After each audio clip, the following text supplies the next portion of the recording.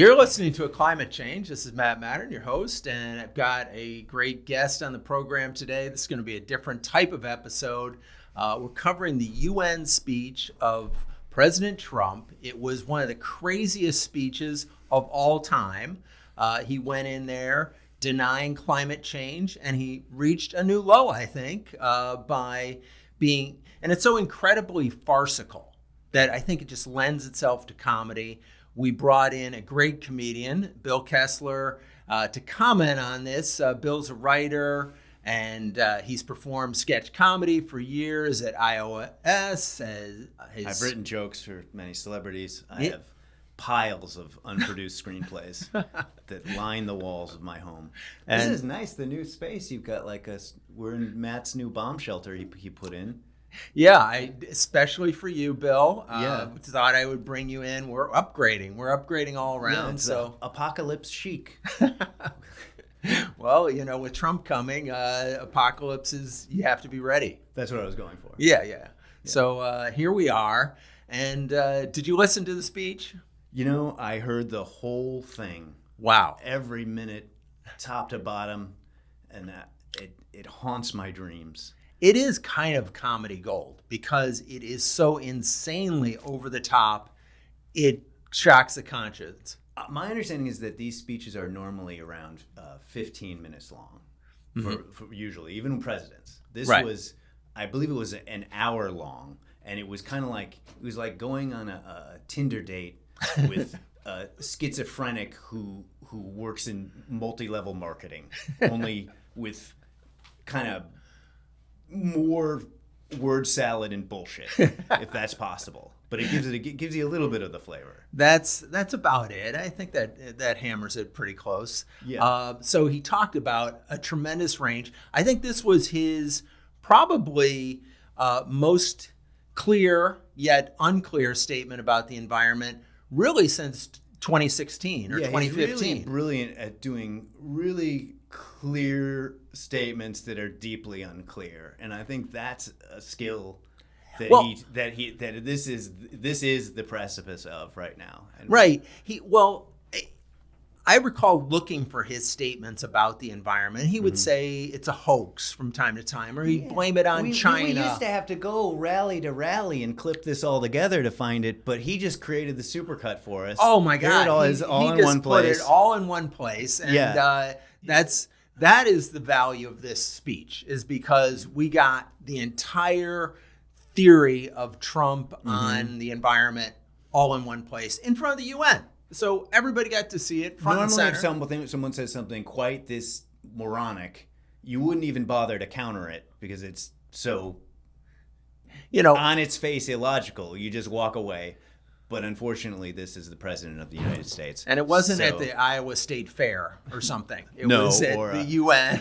Or a guy out front of the Starbucks just, talking to a garbage can lid. This is the President of the United States. So we're going to go through it and just get a few best ofs and see what we come up with. So let's start us off with wind energy. I think. Oh, you want to run the wind energy? Yeah, let's go ahead and go into one of his all-time favorite hobby horses, windmills. Oh, he hates windmills. He just hates them. And I think in part because there were some windmills by his golf course in Scotland, and that just set him off. You're applying too much emotional logic. He hates windmills. Let's take a listen to his loathing of windmills. Energy is another area where the United States is now thriving like never before. We're getting rid of the falsely named renewables. By the way, they're a joke. They don't work. They're too expensive. They're not strong enough to fire up the plants that you need to make your country great. The wind doesn't blow. Those big windmills are so pathetic and so bad, so expensive to operate. And they have to be rebuilt all the time, and they start to rust and rot. Most expensive energy ever conceived, and it's actually energy. You're supposed to make money with energy, not lose money. You lose money, the governments have to subsidize. You can't put them out without massive subsidies. And most of them are built in China, and I give China a lot of credit. They build them, but they have very few wind farms. So why is it that they build them and they send them all over the world, but they barely use them? You know what they use? Coal. They use gas. They use almost anything, but they don't like wind. But they sure as hell like selling the windmills.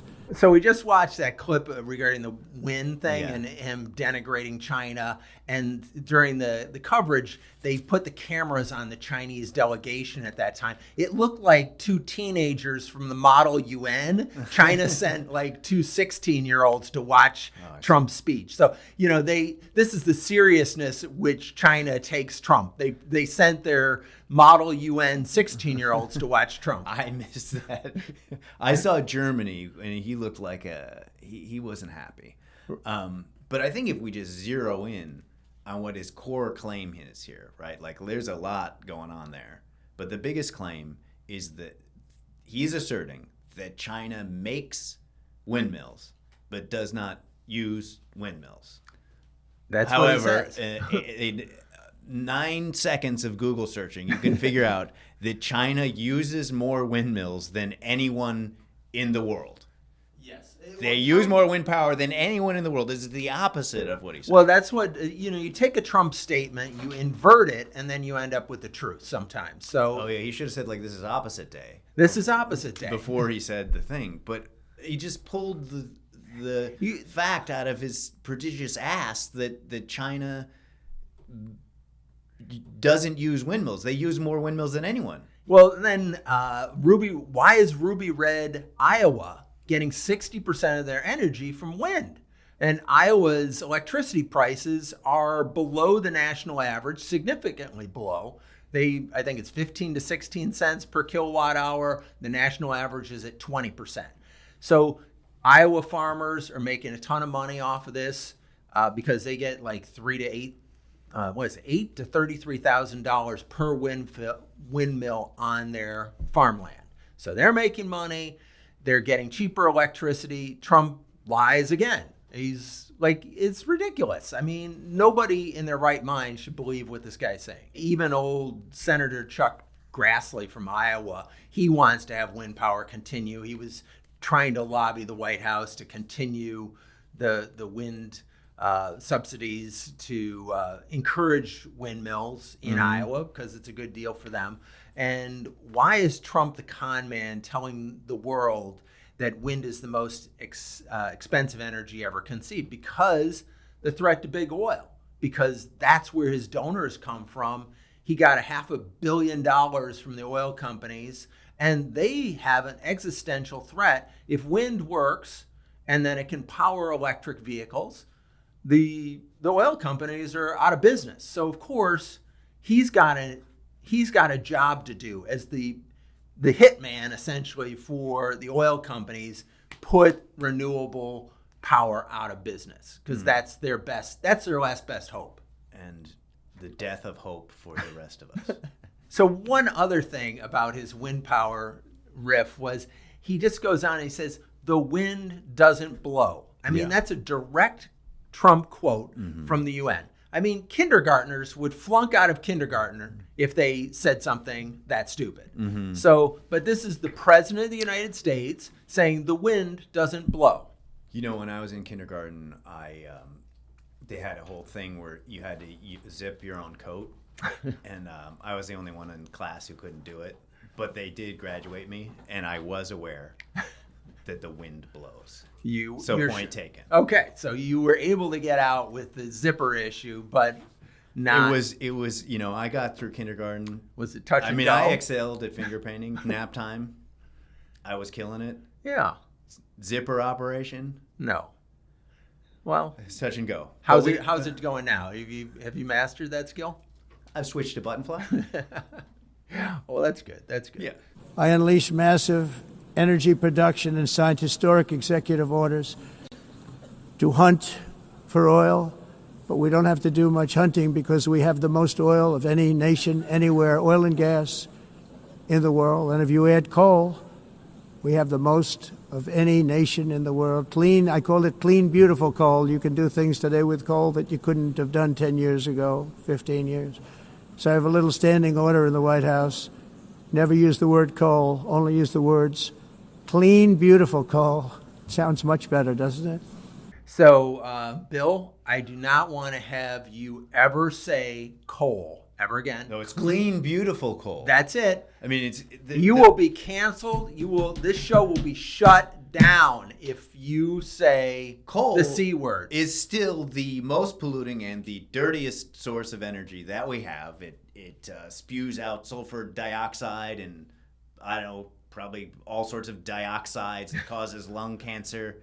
However, we're going to solve this problem today because there's a standing order that from now on is referred to as clean, beautiful coal.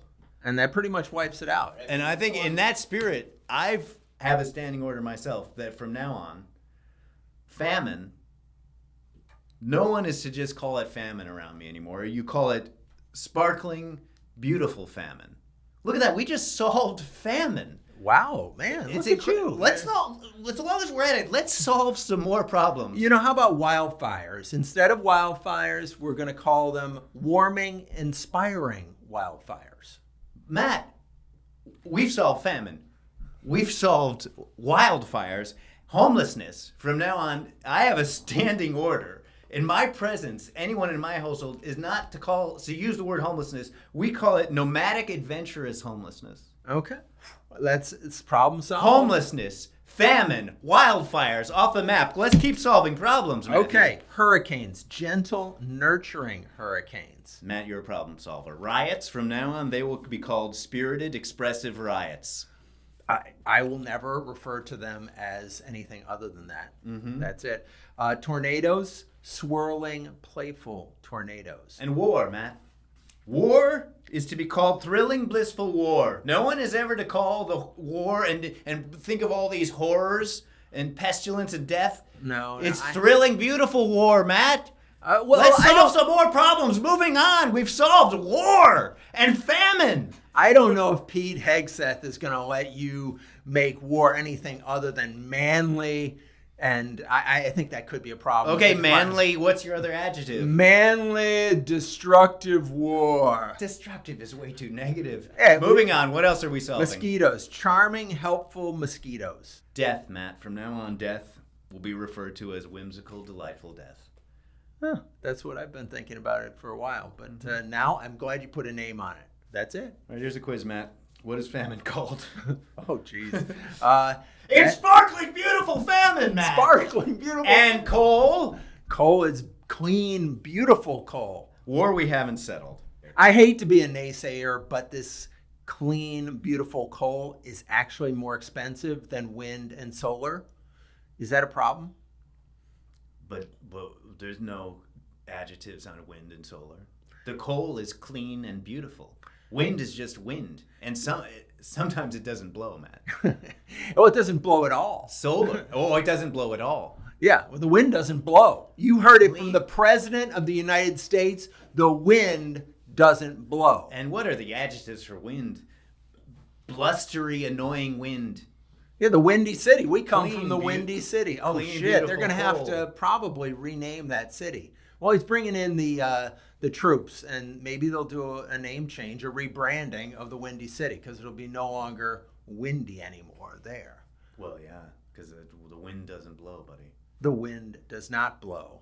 Years ago in the 1920s and the 1930s, they said, global cooling will kill the world. We have to do something. Then they said global warming will kill the world. But then it started getting cooler, so now they could just call it climate change, because that way they can't miss. It's climate change. Because if it goes higher or lower, whatever the hell happens, there's climate change. It's the greatest con job ever perpetrated on the world, in my opinion. Predictions made by the United Nations and many others, often for bad reasons, were wrong. They were made by stupid people. If you don't get away from this green scam, your country is going to fail. And I'm really good at predicting things, you know. They actually said during the campaign they had a hat, the best-selling hat. Trump was right about everything. You know what proves whether someone is right about everything is whether or not they have a hat that sells really well that says that. That is pretty good evidence. Yeah, it's hard to deny refute that. It's almost an irrebuttable presumption. If you have a hat that sells well, that means it's true. Yeah. Yeah, I think the braggadocio on the stage of the UN of saying he's got a trucker hat that sells well, that proves his point that he is right about everything is questionable. It's what the kids say. They say it's next level. That is next level. I mean, this is not worth actually doing, but just to make the point that global warming, and I wrote it down, global warming is the long-term net increase in the world's temperature over time. Right. And climate change is the atmospheric phenomena that result from that. It doesn't mean in any given place that it isn't hotter or warmer on any given day. The Right. net effect is that it's hotter. Absurd that this has to be said out loud. It's like in the movie Billy Madison, he gives this big speech, and then the cinema classic Billy Madison starring Adam Sandler. Oh, it's one of the classics. And of at all the time. end, it's a comedy writer. His name is Jim Downey, and then he counters him with like, "That is the most." I don't remember the quote. Mr. Madison, what you just said is one of the most insanely idiotic things I have ever heard. At no point in your rambling, incoherent response were you even close to anything that could be considered a rational thought. I just wish that Trump would have finished his remarks and then Jim Downey would have approached the podium and just said that. I think Jim Downey should follow Trump across the country, and that it should be a law. There should be a rule, an order. And then say that whenever it's applicable, which is probably every 8 minutes. Oh, I love the thing about the con job. It's the greatest con job in the history. This is from the leading con man in the world. So he does have an expert opinion. So when he says it's the greatest con job in the world, don't you think he's jealous? Because, I mean, he's the guy who created Trump University.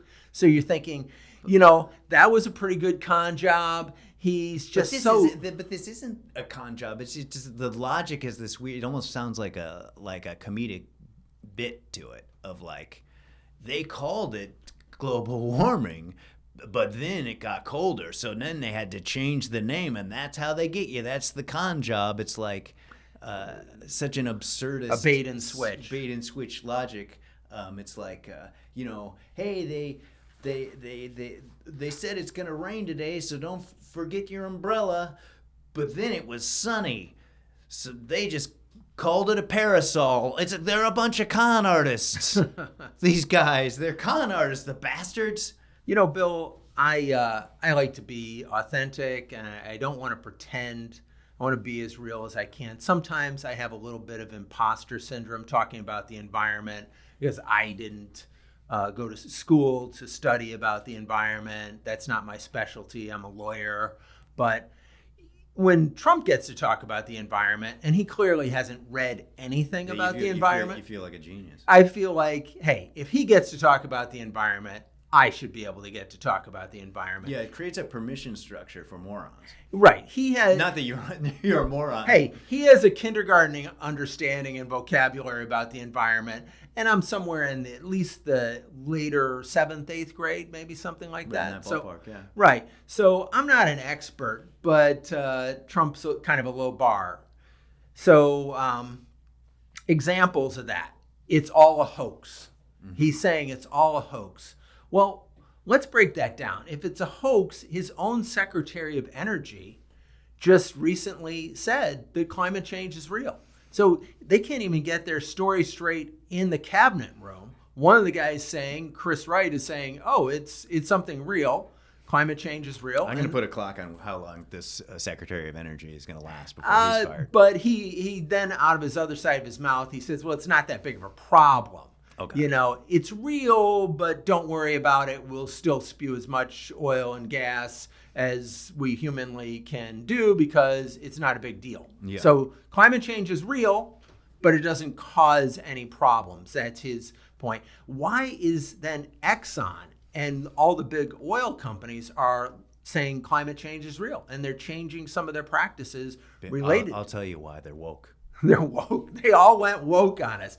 Yeah. And then tell us, why is Saudi Arabia and the Middle East oil producing region, they're also getting real about climate change? So you're saying you agree with everything Saudi Arabia says? Jesus, Matt, this is crazy. Yeah, Saudi Arabia is producing a lot of solar energy. They're doing major solar installations because they realize that oil is a dying industry. Mm-hmm. So why would they be doing this if they want to continue doing the oil business?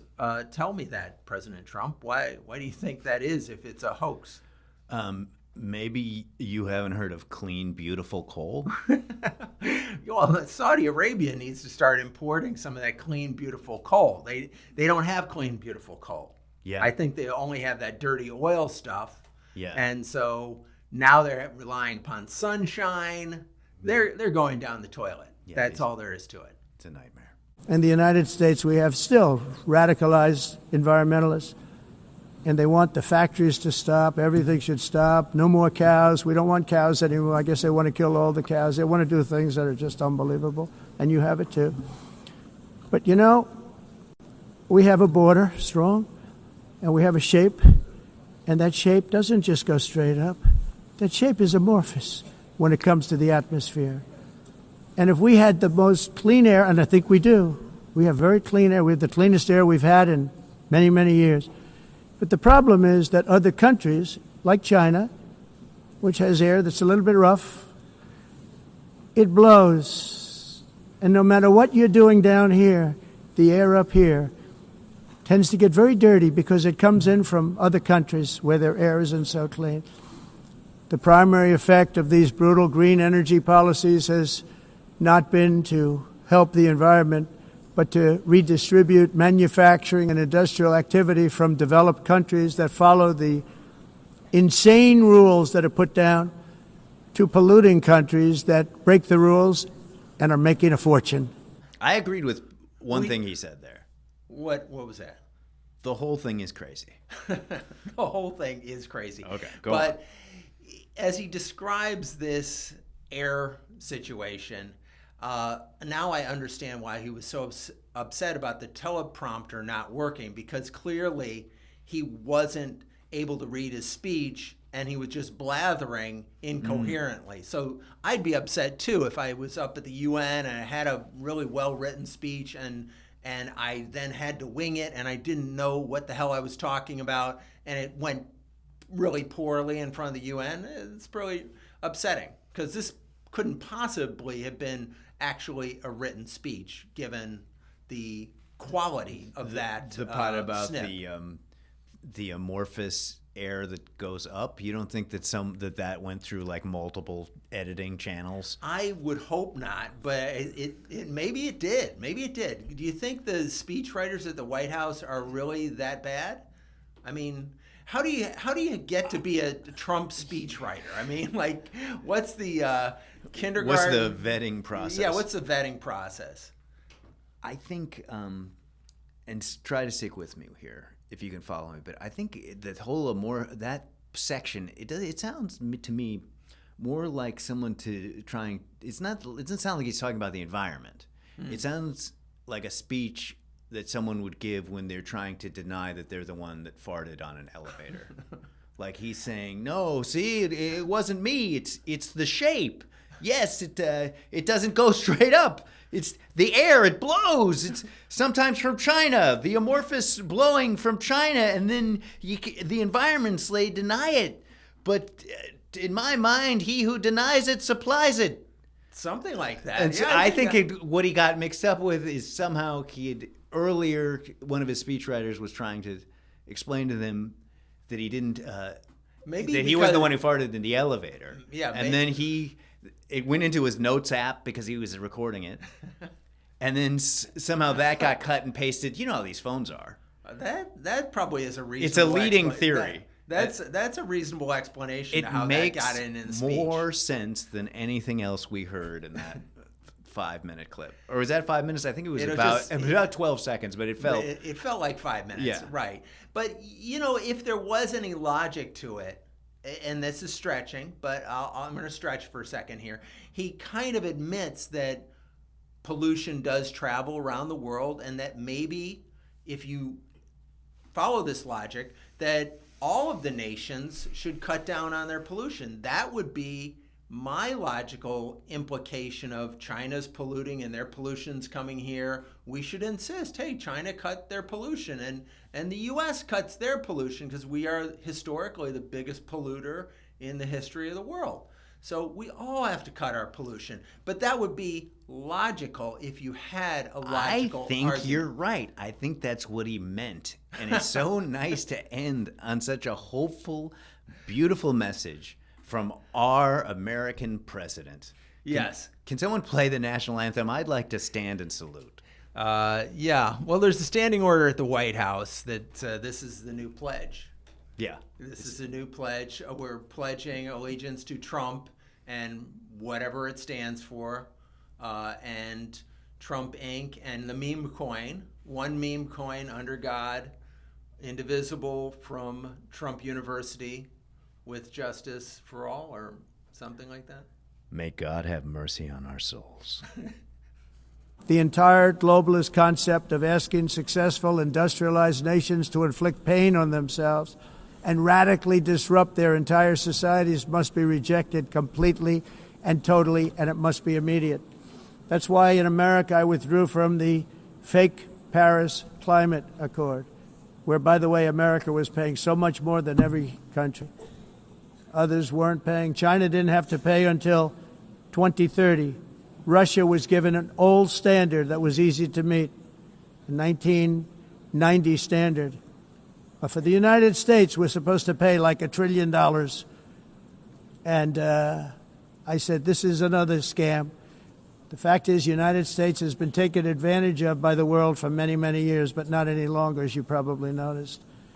I unleashed massive energy production and signed historic executive orders to hunt for oil, but we don't have to do much hunting because we have the most oil of any nation anywhere, oil and gas in the world. And if you add coal, we have the most of any nation in the world. So now you have the branding of Trump on the fake Paris Climate Accord. I just like to note that at the very end of that, he said, if you add coal, but he did not say if you add clean, beautiful coal. Uh-oh. And I think that was a violation of the decree. order. Yeah. That was a violation of the order. He's in trouble for that one. And if he was supposed to tell the truth, he's in violation of that because he said the USA was supposed to pay $1 trillion on the Paris Climate Accord. Mm-hmm. There's no such language in the Paris Climate Accord. And that I can state definitively because I actually read the thing. And it's not that long. It's very amorphous. And the promise. Oh, it's like the air in China? Right. It's very amorphous. But does it go straight up? It goes straight up but and sideways. Then it moves. It's full of so many holes in it. It's like Swiss cheese. So the Paris Climate Accord commits the U.S. to practically nothing. Okay. That's the reality. reality. Do we give money to anything in the Paris Climate Accord? I don't think there is a specific amount that we have to give under the Paris Climate Accord. So it's like a pledge.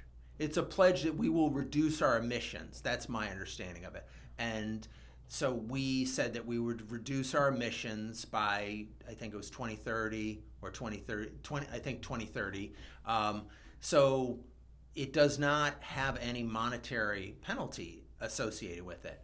Joe Biden did pledge to give something to this climate fund to help nations that are poor and were adversely affected by the climate. I think he pledged maybe $11 billion. Congress only authorized like $1 billion, and I think Trump canceled payment on that promise. So we haven't paid a dime, or maybe we paid $1 billion.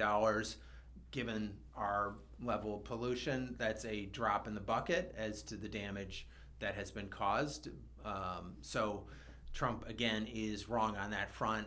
I believe there was something subsequent to the fake Paris Climate Accord in which developed nations made amorphous pledges to give money to help poor nations, but basically the rich nations promise like a penny on the dollar, if that, or maybe a fraction of a penny on the dollar compared to the damages caused. So it's not. But they're not going to do dollars. They're going to convert it from whatever their currency is. That probably is true. Yeah. That probably is true.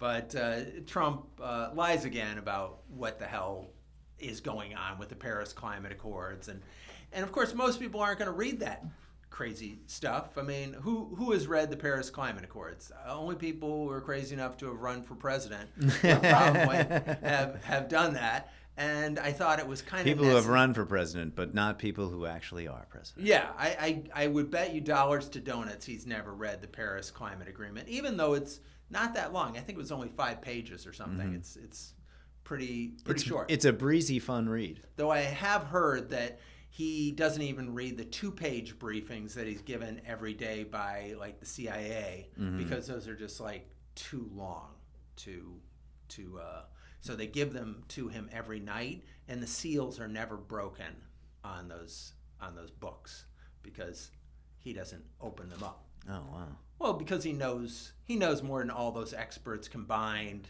without studying anything. Yeah, Trump was right about everything. It's one of the best-selling hats. That's how we know it's true.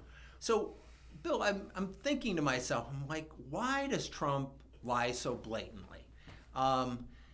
Is it to get his followers to forget that the truth matters, that honesty matters, that playing by the rules matter, that once the rules don't matter, the laws don't matter, the Constitution doesn't matter, the only thing that matters is what Trump says. And Trump is right about everything. So then, just like the hat says, we can disregard the Constitution because Trump said, fill in the blank. That's enough. This is your theory as to why. Do you think that he knows these are lies? Oh, I think he must. I'm going to give him. Let's grant him that amount of intelligence. I don't know. I think this is where we disagree. Okay. I think Trump believes what he's saying. I don't know. I think he's a bigger con man I don't than think that. Trump knows the difference between truth and something that I intuit. He just thinks I'm a common sense guy.